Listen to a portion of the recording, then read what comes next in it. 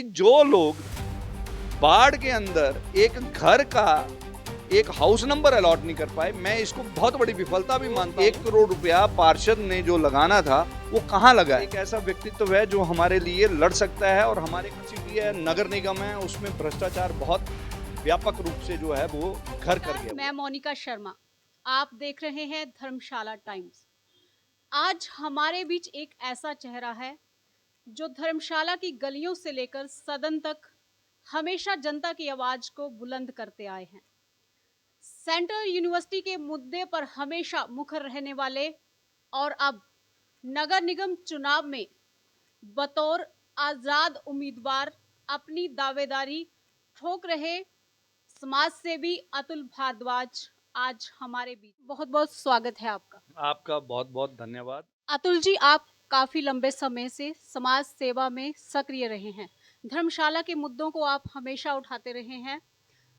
बतौर आजाद कैंडिडेट आपने चुनाव लड़ने का जो निर्णय लिया है वो क्यों लिया और क्या विजन है? देखिए, जहाँ तक बात है कि मुद्दों पर आधारित, मेरा हमेशा प्रयास ये रहा कि जो धर्मशाला के लोगों के जो मूल समस्याएं हैं उनको पहचान करके लोगों के बीच में उनको लेके जाना, उनको उठाना और उनके लिए लड़ाई लड़ने का प्रयास मैं हमेशा करता रहा हूँ। और प्रयास करने का उद्देश्य कोई राजनीति करना नहीं था। उसका उद्देश्य ये था कि मैं अपने शहर के लोगों की, मैं अपने धर्मशाला के विकास को देखना चाहता था, और उस विकास के लिए मुझे जो थी लड़ाई लड़नी थी। तो मैं सभी लोगों के सहयोग से उस लड़ाई को लड़ता रहा। सभी लोगों ने मुझे सहयोग दिया।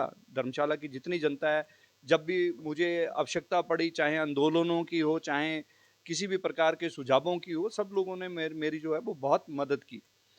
अब बात ये आती है कि मेरे पास जब भी कोई व्यक्ति आता है, तो हमेशा जब भी मेरे पास कोई व्यक्ति आता है तो मैंने कभी उनसे ये नहीं पूछा कि आप किसी पार्टी विशेष से हैं या आप क्या करते हैं क्या नहीं करते हैं। मुझसे जिसने जो जिस तरीके का सहयोग मांगा मैंने किया, लेकिन मैंने ये अनुभव किया कि लोग मेरे से बहुत ज़्यादा अपेक्षा कर रहे हैं।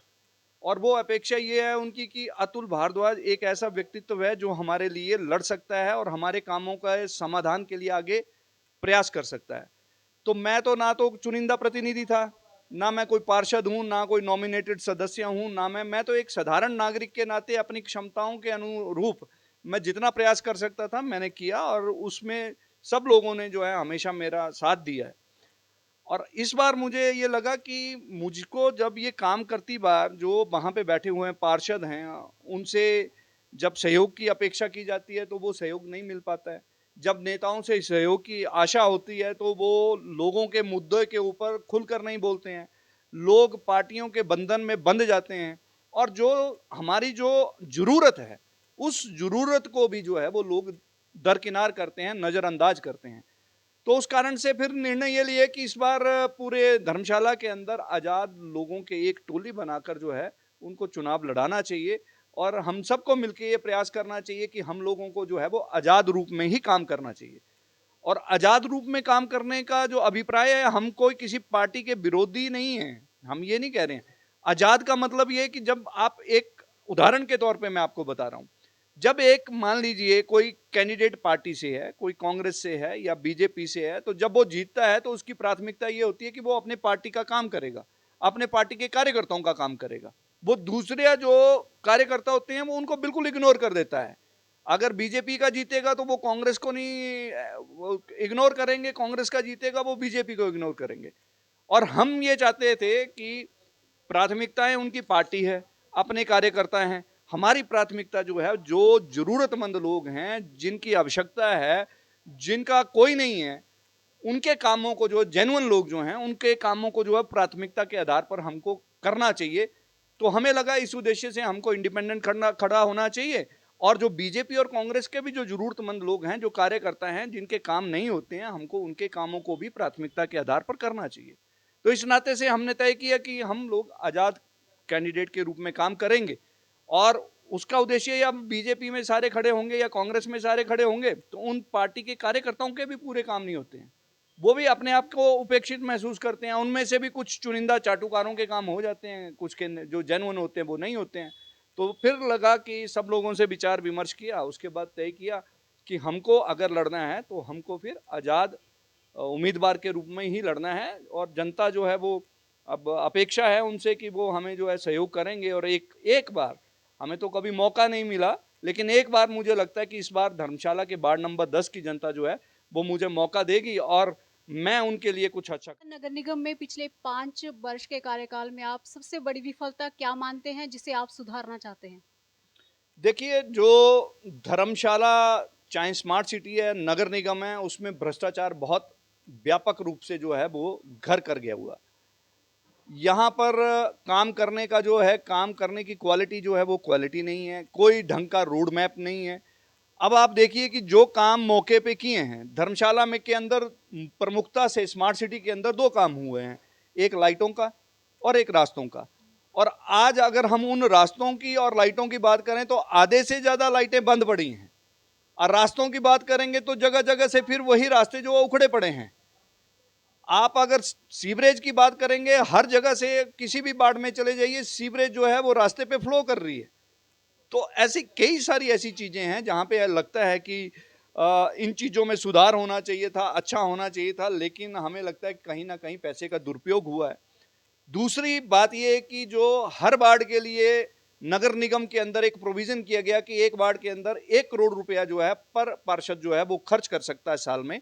अब वो पैसा कहाँ से आएगा? जो हम पे टैक्स इम्पोज किए हैं उन टैक्सों से वो पैसा आने वाला है, कुछ सेंटर स्पॉन्सर्ड स्कीम्स होंगी, कुछ स्टेट का शेयर होगा, और वो सारा का सारा पैसा जो है वो एक पार्षद जो है वो उसकी यूटिलाइजेशन करेगा। लेकिन विगत पिछले 5 सालों के अंदर हमें, और मैं आपके चैनल के माध्यम से ये भी कहना चाहूंगा कि आप किसी भी वार्ड में चले जाइए और उन लोगों को ये पूछिए कि आपके वार्ड में जो 1 करोड़ रुपया पार्षद ने जो लगाना था वो कहाँ लगा है।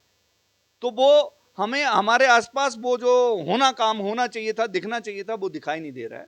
पार्कों के लिए स्मार्ट सिटी का पैसा लगा, सड़कों के लिए टाइलों के लिए स्मार्ट सिटी का पैसा लगा, इलेक्ट्रिसिटी के लिए जो पोल्स और ये जो लाइटें लगी उसके लिए स्मार्ट सिटी का पैसा लगा।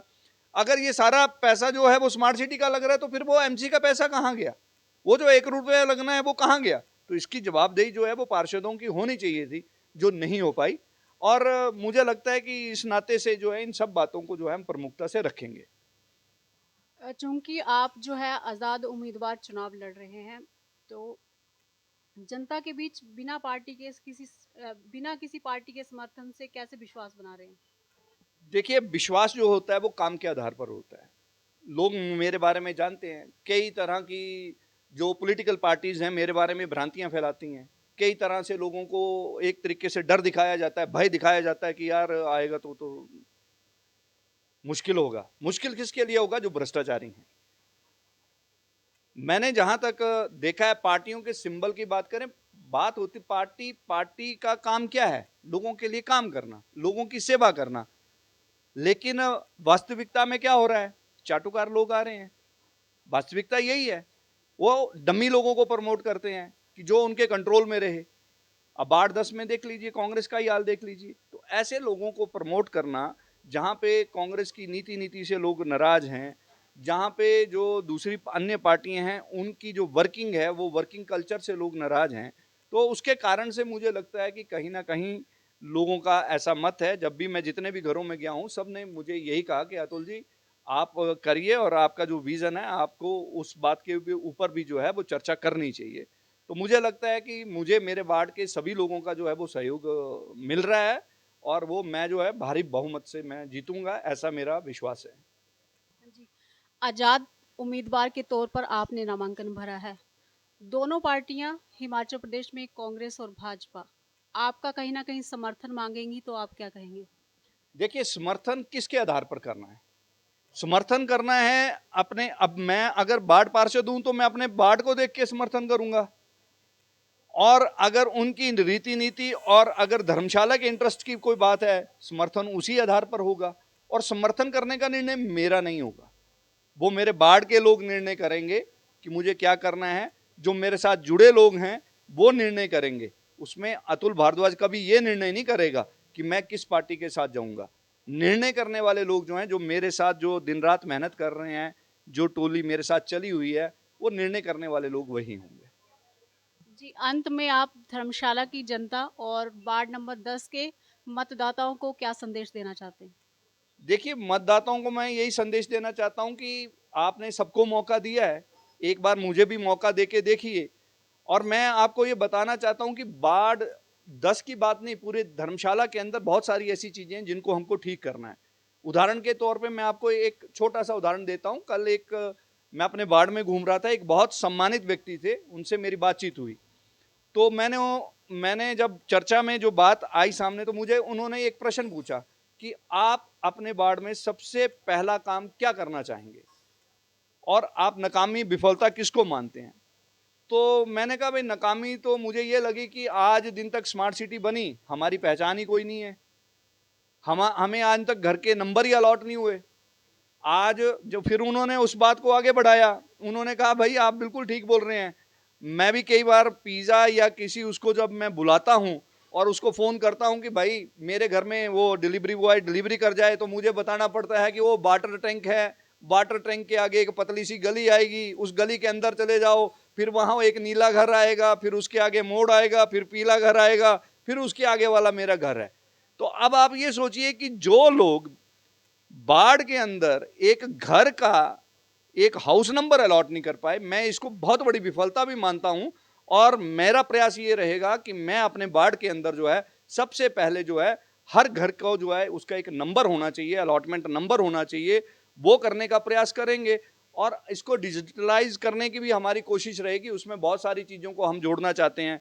जैसे जब एक हाउस नंबर मिलेगा, तो उस हाउस नंबर के साथ हम उस पूरे घर के जो मुखिया हैं उनका पूरा रेवेन्यू रिकॉर्ड, जमीनों का ब्यौरा, उनके इलेक्ट्रिसिटी बिल, बिजली के बिल, सीवरेज के बिल, बाकी एनओसीज, कई तरह की ऐसी चीज़ें हैं, राशन कार्ड है, कई ऐसी चीज़ें जो हैं वो उनके उस हाउस नंबर के डिजिटल लॉकर जो बनेगा, जैसे हम डिजिटल लॉकर बोलते हैं, तो एमसी में एक ऐसा डिजिटल लॉकर बनाएंगे जिससे आपको अगर कोई एनओसी भी लेनी है तो आप उस डिजिटल लॉकर के माध्यम से आप अप्लाई करें, आपको मिल जाए।